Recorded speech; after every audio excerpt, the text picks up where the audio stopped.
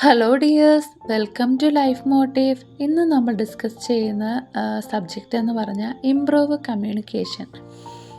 Communication എന്ന സ്കില്ലിനെ കുറിച്ച് എങ്ങനെ നമ്മുടെ ജീവിതത്തിൽ കമ്മ്യൂണിക്കേഷൻ വളർത്താൻ സാധിക്കും. നമ്മുടെ നിത്യജീവിതത്തിൽ നാം ഒരുപാട് ആളുകളുമായി കമ്മ്യൂണിക്കേറ്റ് ചെയ്യേണ്ടി വരുന്നുണ്ട്. പല രീതിയിലുള്ള ആളുകളായിരിക്കും. പ്രത്യേകിച്ച് ഓഫീസിൽ വർക്ക് ചെയ്യുന്നവരൊക്കെ ആണെങ്കിൽ ഒരുപാട് ആളുകളുമായി ദിവസവും കമ്മ്യൂണിക്കേറ്റ് ചെയ്യേണ്ടി വരും.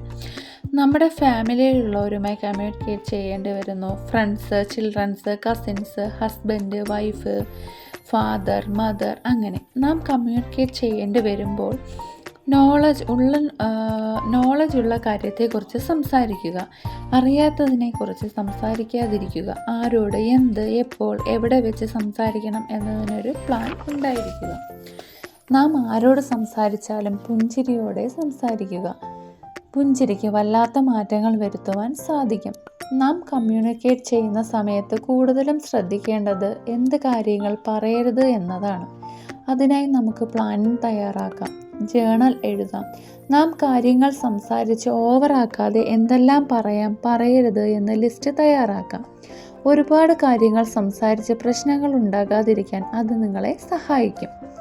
കമ്മ്യൂണിക്കേഷൻ എഫക്റ്റീവ് ആകാൻ കണ്ണുകളിലേക്ക് നോക്കി സംസാരിക്കാം. നാം സംസാരിക്കുന്ന സമയത്ത് അവിടെയും ഇവിടെയും നോക്കാതെ കോൺഫിഡൻ്റായി കണ്ണുകളിലേക്ക് നോക്കി സംസാരിക്കാം. നാം സംസാരിക്കുന്ന സമയത്ത് സംസാരത്തിൻ്റെ സ്പീഡ് കുറയ്ക്കാവുന്നതാണ്. സംസാരിക്കുന്നത് നമ്മുടെ കണ്ണിൽ കാണാം, വിഷ്വലൈസ് ചെയ്യാം. ആലോചിച്ച ശേഷം റിലാക്സ് ആയിട്ട് സംസാരിക്കാം, കോൺഫിഡൻ്റായി സംസാരിക്കാം.